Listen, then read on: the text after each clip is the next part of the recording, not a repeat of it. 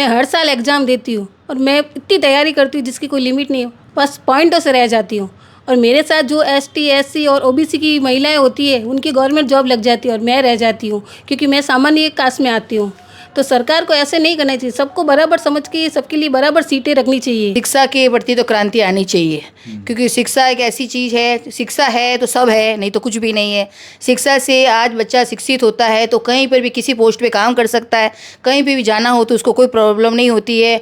आज शिक्षा नहीं है, अशिक्षित बच्चों की जो इच्छा रहती है वो झाड़ू पोछे करते हैं, कहीं भी मजदूरी वर्क कर रहे हैं। तो अशिक्षित बच्चों को शिक्षित रखना चाहिए। पर फिर भी थोड़ी और रात करेंगे तो और अच्छा है। सोना चांदी बहुत महंगा हो रहा है। दूसरा मेरा मेन पॉइंट रहेगा कि महिलाओं के लिए सुरक्षा के लिए कुछ विशेष कानून लाया जाए। तोड़ गए, बताओ, उन्होंने रिपोर्ट नहीं लिखा ही ना, गाड़ी भर भर के ट्रक लेके जा रहे हैं, वो जा रहे हैं, फिर कहाँ आपको पुलिस पता ही नहीं है। हमारे आजकल तो अग्रवाल मोहल्ले में तो हमारे बहुत चोरियां हो रही है। अग्रवाल मोहल्ले कैमरे में में भी तो दिख रहा है। गैस की टंकी ये बात में कह रहे हैं, मतलब तोड़ के जा पूरा रहे होना हैं। चाहिए। देखो, पुलिस अपने हिसाब से सब सक्रिय है, अपना काम सब कर रही है, पर जहाँ जरूरत होती है ना, जैसे छोटी छोटी चीज़ों के लिए, उसमें वो एक्टिव कम रहते हैं। वो राजस्थान सरकार का आगामी 19 फरवरी को दूसरा पूर्ण बजट जो है वो पेश होने वाला है। इसको लेकर पश्चिमी राजस्थान के बाड़मेर जिले की महिलाओं को उस बजट से क्या कुछ उम्मीदें हैं, हमारे साथ कुछ महिलाएं, गृहिणी महिलाएं जो हैं वो हमारे साथ है दाखटक से जो हैं वो हम बातचीत करेंगे इनसे। क्या नाम है आपका? मेरा नाम इंदु सराफ है। मैं एक हाउसवाइफ हूँ। मैं तो ये कहना चाहती हूँ सरकार से, जैसे मैंने बीएड कर रखी है, मैं हर साल एग्ज़ाम देती हूँ और मैं इतनी तैयारी करती हूँ जिसकी कोई लिमिट नहीं है, बस पॉइंटों से रह जाती हूँ।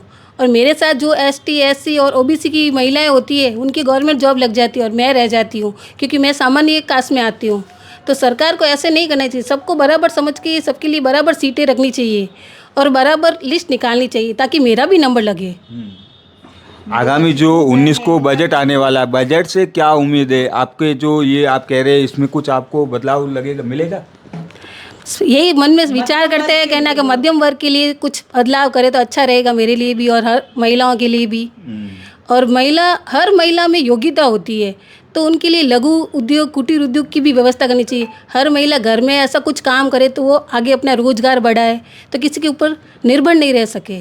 तो हम सरकार से यही चाहते हैं कि ऐसा कुछ बजट में पेश करे तो हर अपनी अपनी योग्यताएं बाहर निखार कर लाए, तो उनको सरकार प्रोत्साहित करे।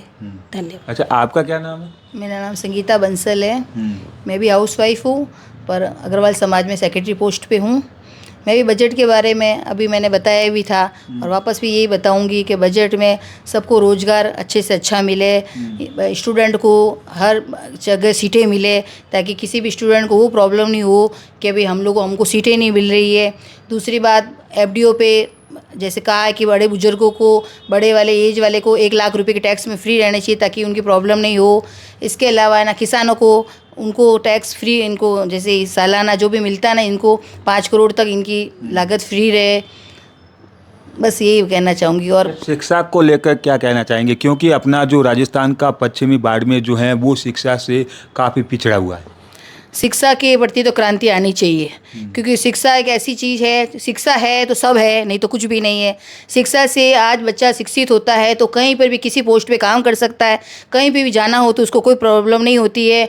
आज शिक्षा नहीं है, अशिक्षित बच्चों की जो इच्छा रहती है वो झाड़ू पोछे करते हैं, कहीं भी मजदूरी वर्क कर रहे हैं। तो अशिक्षित बच्चों को शिक्षित रखना चाहिए और उसके लिए ज़रूर कोई ना कोई क्रांति लानी चाहिए।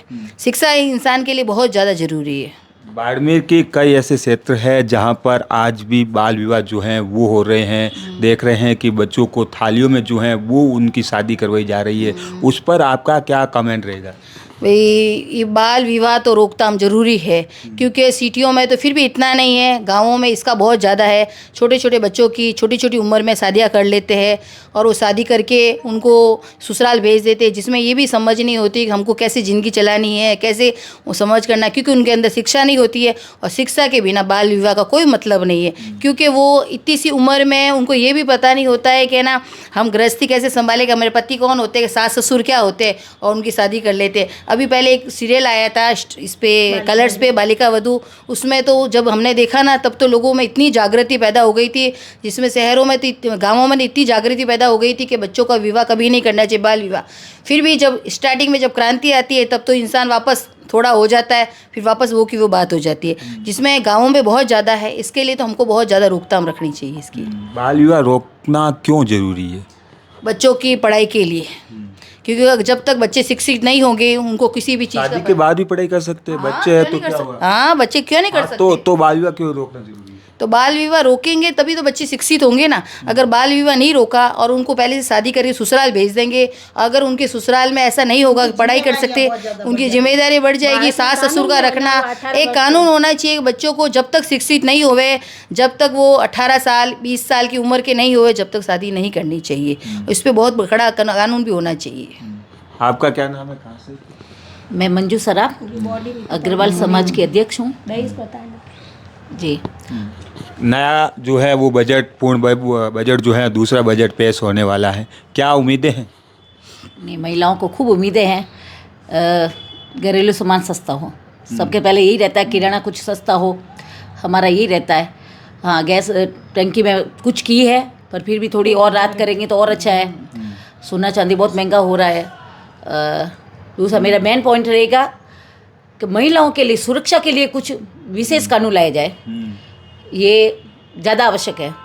ये शहरों में, गाँव जरूरी नहीं है गाँवों में ही ऐसी घटनाएं होती है, शहरों में भी होती है। दिन दहाड़े देखो ना, आप निकलते हैं, कई बार चैन ये निकाल दी, ये हो गई, तो हर जगह कैमरे होने चाहिए। और उसके बाद कई बार पुलिस नकार देती, कैमरे चालू हैं फिर भी वो देखते ही नहीं है। अपनी कई समस्याएं होती है, इतनी चोरी होती है, तो अपन पुलिस को कहेंगे ना तो वो सब टाल मटोल करके नहीं, इसमें कैसे तो टाल मटोल कर लेते हैं? मेरा खुद का एक है, 5 साल पहले हमारी दुकान में जैसे चोरी हो गई थी, तो हमने खूब कैमरे देखो, नहीं देखे, कुछ व्यू हमने बताया तो कि नहीं ऐसा है ही नहीं। मतलब कैसे भी करके अपनी सुनवाई आम है, हमारी पहुंच ऊपर तक सबकी तो नहीं होती ना, नेताओं तक उनका सामान आता है, बाकी तो पुलिस नेताओं तक उनके पास क्या सामान पहुंचता है, क्या सामान आता है, ये तो मेरे को नहीं जान के, पर मतलब जिनकी पहुंच है वो तो आगे से अप्रोच लगाएंगे, तो पुलिस सक्रिय रहेगी और वो काम होगा ही, और पकड़ा जाएगा जो। नहीं तो 2-4 दिन अपन भी धक्के खाते बिजनेस में जाएंगे। चलो की बात कोई अच्छा, आपने बाड़मेर पुलिस की बात कर ली है, तो पुलिस को लेकर आपके क्या सुझाव है? बाड़मेर पुलिस को कैसे काम करना चाहिए, आप क्या कहना चाहेंगे? जब भी कोई शिकायत आती है महिलाओं की तरफ से या किसी की चोरी हो गई, तो आप उसमें सक्रिय रहो। 2-4 बार आप मतलब उसको पकड़ने के पुलिस अपना जोर लगाए, कैसे नहीं पकड़े जाएंगे? और उसके बाद चोरी अपने आप कम हो जाएगी, उनको लगेगा अब पुलिस सक्रिय हो गई है। नहीं तो चोरों को भी पता है, पुलिस पकड़ती है, खूब सारे अपराधियों को पकड़ती है, चाहे नशेड़ियों की बात करें या फिर हॉस्पिटल के पास बाइक चोरी की बात करें। नहीं, कुछ को होता है, परंतु कई जगह ऐसा भी चलता है। ऐसे कैसे? ये तो मेरे को नहीं पता क्या है क्या नहीं है अंदर का, पर कई बार नहीं होता है। ये मैंने पुलिस सक्रिय होते हैं, कुछ नहीं पुलिस सक्रिय। सही जगह सख्ती से करो ना, कार्रवाई करें। जैसे अभी मानक हॉस्पिटल के यहाँ केस हुआ था, जब उसमें तो उसमें काफी सख्ती बढ़ती थी, तो उनके पैसे भी आ गए, वो पकड़ भी गए। इसमें काम करती है जो आम जनता के बीच में जो होता है, क्यों पता है वहाँ तो हमारी मतलब नहीं करेंगे तो जाएंगे कहाँ। जो खुले आम हो रहा है ना उसमें सक्रिय रहती है, तो उनका माल आता ही आता है। या बाइक चोरी हो गया या उनके मारपीट हो गई तो उसमें सक्रिय है, देखते हैं। तो पुलिस कहाँ सक्रिय नहीं है, क्या कहना चाहेंगे आप पुलिस को? जो जैसे आपके घर की बाहर ताले तोड़ के किसी की चोरी होती है, मैंने सुना है उनका कभी आए, मतलब 10-15 दिन तो बड़ा जोश रहेगा, अखबारों में आएगा ये हो गया, चोरों को पकड़ नहीं पाते हैं, नहीं आता है। बहुत लोगों का मतलब 10% आ गया, वो एक बात अलग हो गई, नहीं आता है। बाकी ऐसा तो इसमें थोड़ा सक्रिय होना चाहिए। मेरी एक प्रश्न, मेरी बात हर गली मोहल्ले में एक पुलिस की गश्त होनी चाहिए, क्योंकि हम खुद अग्रवाल मोहल्ले में रहते हैं, उसमें काफ़ी घर ऐसे सुने पड़े, उसमें रोज चोरियाँ होती है। वो बेचारा घर का मालिक आता है, देखता है मेरा आज ये चोरी हो गई है, पर पुलिस उसके लिए सक्रिय नहीं है कि उनको एक आदमी को रात के लिए रखना चाहिए कि भाई इस गली में चोरी हो रही है, तो थोड़ा उनको एक्टिव रहना चाहिए। की घटना है, एक घर बंद पड़ा है, 5 बार चोरी हो गई वहाँ, कहाँ पुलिस सक्रिय है? घर तक तोड़ गए। बताओ, उन्होंने रिपोर्ट नहीं लिखाई ना, गाड़ी भर के ट्रक लेके जा रहे वो हैं जा रहे सामान, हैं, फिर कहाँ पुलिस पता ही नहीं है।